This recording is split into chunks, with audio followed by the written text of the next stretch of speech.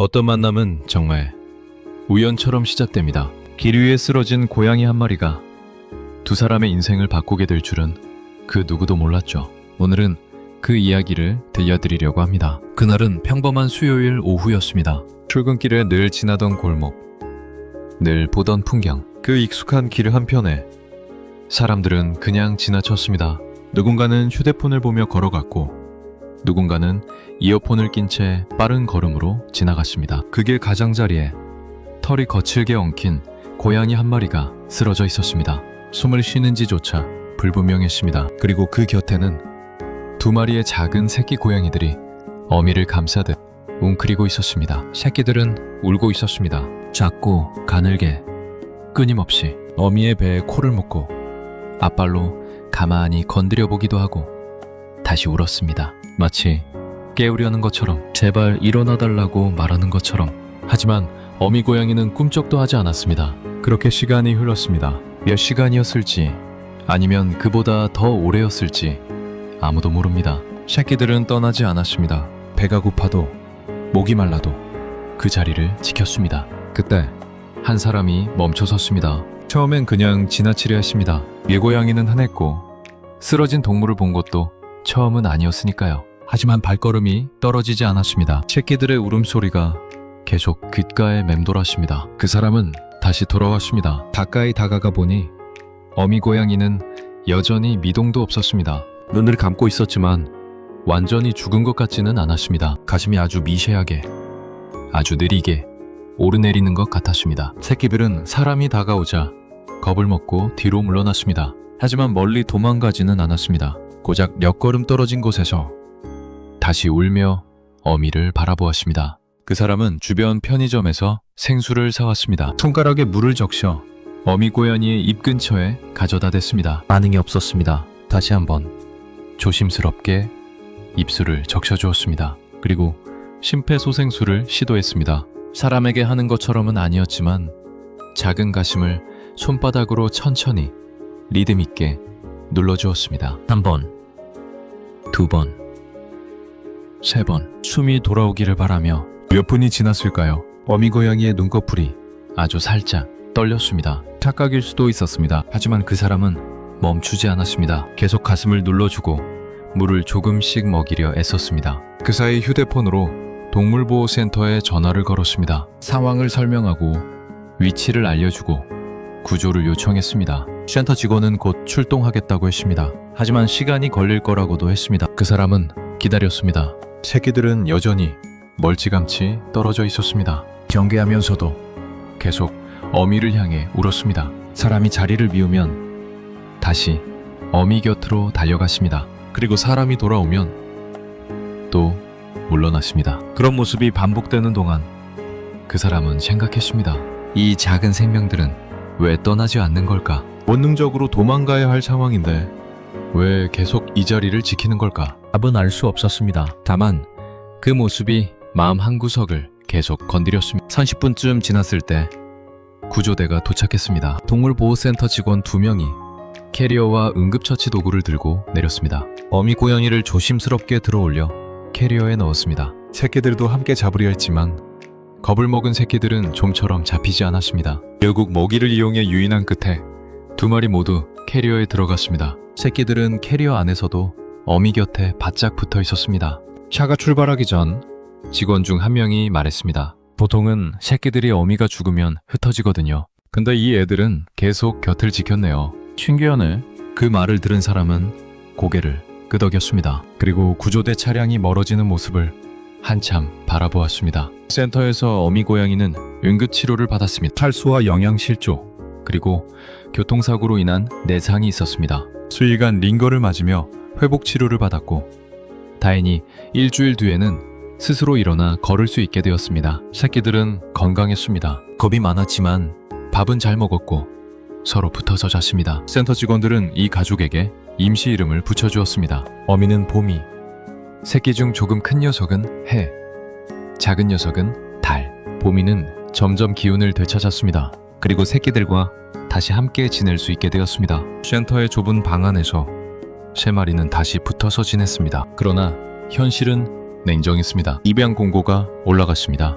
오미와 새끼들을 함께 입양해 줄 가정을 찾는다는 내용이었습니다. 하지만 3마리를 한꺼번에 데려가겠다는 사람은 없었습니다.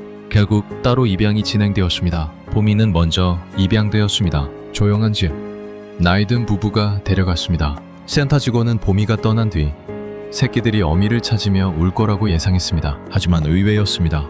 해와 달은 어미를 찾지 않았습니다. 대신 서로를 더 세게 붙잡았습니다. 밥을 먹을 때도, 잘 때도, 화장실에 갈 때도 함께였습니다. 몇 걸음만 떨어져도 불안한 듯 서로를 찾았습니다. 센터에서는 고민했습니다. 이 2마리는 함께 보내야 할 것 같았습니다. 하지만 2마리를 동시에 입양하겠다는 사람도 쉽게 나타나지 않았습니다. 그러던 중 한 남자가 해를 입양했습니다. 20대 후반쯤 되어 보이는 조용해 보이는 사람이었습니다. 혼자 사는 원룸에서 키우겠다고 했습니다. 센터 직원은 혹시 형제 고양이도 함께 데려갈 수 있냐고 물었지만 남자는 고개를 저었습니다. 공간도 좁고 경제적으로도 한 마리가 한계라고 했습니다. 해는 캐리어에 실려 떠났습니다. 달은 센터에 남았습니다. 그날 밤부터 달은 울기 시작했습니다. 밥도 잘 먹지 않았습니다. 구석에 웅크리고 앉아서 계속 낮게 울었습니다. 직원들은 걱정했습니다. 스트레스성 질환이 올 수도 있었습니다. 하지만 어쩔 도리가 없었습니다. 며칠 뒤 달도 입양되었습니다. 20대 중반으로 보이는 여자였습니다. 직장인이었고 혼자 살고 있었습니다. 고양이를 키워본 경험은 없지만 달의 사진을 보고 마음이 끌렸다고 했습니다. 달은 새 집으로 갔습니다. 처음 며칠은 괜찮았습니다. 겁을 먹고 숨어있긴 했지만 밤에는 나와서 밥을 먹었습니다. 여자는 안심했습니다. 그런데 일주일쯤 지났을 때부터였습니다. 달이 밤마다 울기 시작했습니다. 창가에 앉아서 밖을 보며 울었습니다. 처음에는 그냥 적응 기간이라고 생각했습니다. 하지만 울음은 멈추지 않았습니다. 오히려 점점 더 심해졌습니다. 밤 2시, 3시까지 울었습니다. 여자는 잠을 제대로 잘 수 없었습니다.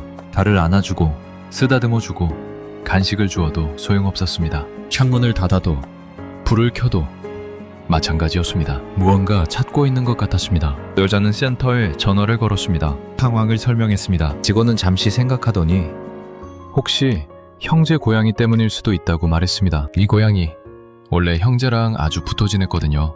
떨어지면 안 될 것 같았는데 각각 입양이 되어버려서. 여자는 물었습니다. 그럼 형제 고양이는 어디 있나요? 입양되긴 했는데 연락처는 개인정보라서 제가 함부로 드릴 수는 없어요. 하지만 혹시 원하시면 제가 그쪽 입양자분께 연락드려 볼 수는 있습니다. 여자는 그렇게 해달라고 했습니다. 다음날 센터 직원이 다시 전화를 걸어왔습니다. 저쪽 입양자분도 같은 고민이 있으시대요. 고양이가 밤마다 울고 밥도 잘 안 먹는다고. 그래서 혹시 2분이 한번 만나보시는 게 어떻겠냐고 하셨어요. 여자는 망설였습니다. 모르는 사람을 만나는 것도 부담이었고 고양이들을 만나게 해준다고 해서 상황이 나아질지도 확신이 없었습니다. 하지만 달의 울음소리를 듣고 있자니 가만히 있을 수가 없었습니다. 알겠습니다. 만나볼게요. 주말 센터 근처 공원에서 만났습니다. 남자는 캐리어에 해를 넣어왔고 여자는 달을 데려왔습니다. 처음에는 서로 어색하게 인사만 나눴습니다. 안녕하세요. 네, 안녕하세요.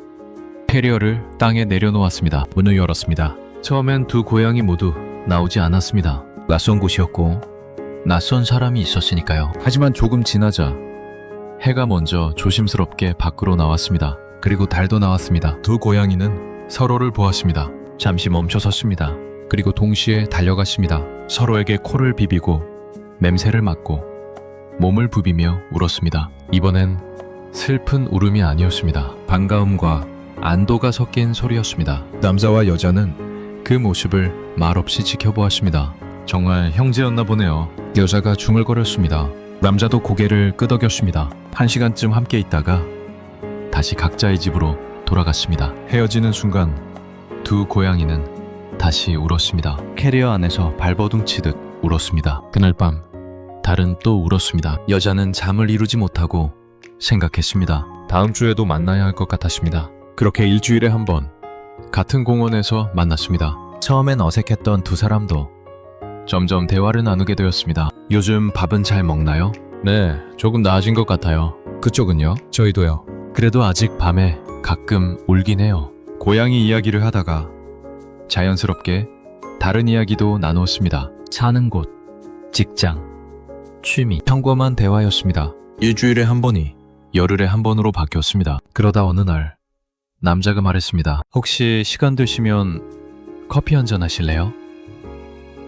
고양이들 놀게 놔두고 여자는 잠시 망설이다가 고개를 끄덕였습니다. 공원 근처 카페에 앉았습니다. 창밖으로 고양이들이 노는 모습이 보였습니다. 해와 달은 풀밭 위를 함께 뛰어다녔습니다. 두 사람은 그 모습을 보며 이야기를 나누었습니다. 신기하네요. 고양이 덕분에 이렇게 만나게 될 줄은. 그러게요. 저도 처음엔 이럴 줄 몰랐어요. 그 뒤로 만남은 더 자주 이어졌습니다. 공원이 아닌 다른 곳에서도 만났습니다. 밥을 먹기도 하고 영화를 보기도 했습니다. 고양이 이야기는 점점 줄어들고 서로에 대한 이야기가 늘어났습니다. 계절이 바뀌었습니다. 여름이 지나고 가을이 왔습니다. 어느 날 저녁 남자가 물었습니다.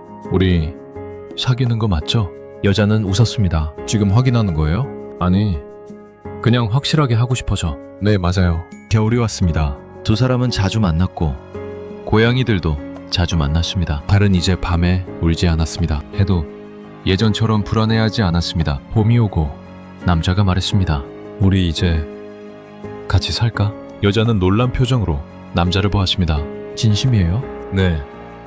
어차피 우린 계속 만나게 될 것 같아요. 고양이들 때문이라도. 여자는 한참을 생각하다가 고개를 끄덕였습니다. 그래요. 그럼 결혼도 해야겠네요. 남자는 웃었습니다. 그럼요. 당연하죠. 결혼식은 작고 조용하게 치렀습니다. 가족과 가까운 친구들만 초대했습니다. 결혼식 사진 한 켠에는 해와 달도 함께 찍혔습니다. 신혼집으로 이사했습니다. 두 사람이 함께 살게 되면서 자연스럽게 고양이들도 한 집에서 살게 되었습니다. 처음 며칠은 낯선 공간에 적응하느라 조심스러워했지만 곧 편안해졌습니다. 해와 달은 다시 붙어 다녔습니다. 밥을 먹을 때도 잘 때도 창가에서 햇볕을 쬐을 때도. 어느 날 저녁 남자와 여자는 소파에 나란히 앉아 TV를 보고 있었습니다. 말치에는 해와 달이 서로를 베고 누워 있었습니다. 둘 다 눈을 감고 고르게 숨을 쉬고 있었습니다. 여자가 작게 말했습니다. 참 이상해요. 뭐가요? 고양이 한 마리 입양한 게 전부였는데 이렇게 된 거요. 남자는 해와 달을 내려다보며 대답했습니다. 저도요. 생각해보면 정말 신기해요.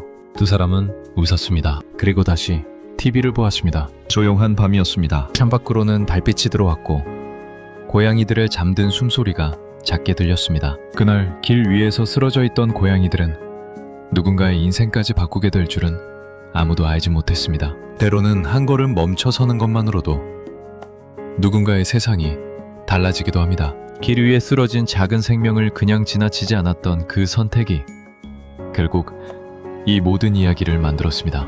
여러분도 혹시 길에서 도움이 필요한 동물을 만나게 된다면 잠시만 멈춰서 주세요. 직접 구조하기 어렵다면 동물보호단체나 지역센터에 연락하는 것만으로도 충분합니다. 작은 관심 하나가 누군가에겐 삶 전체가 될 수 있으니까요. 오늘 이야기가 마음에 남으셨다면 구독과 좋아요 부탁드립니다. 여러분의 작은 클릭 하나가 더 많은 이야기를 전할 수 있는 힘이 됩니다. 그럼 다음 이야기에서 또 만나요.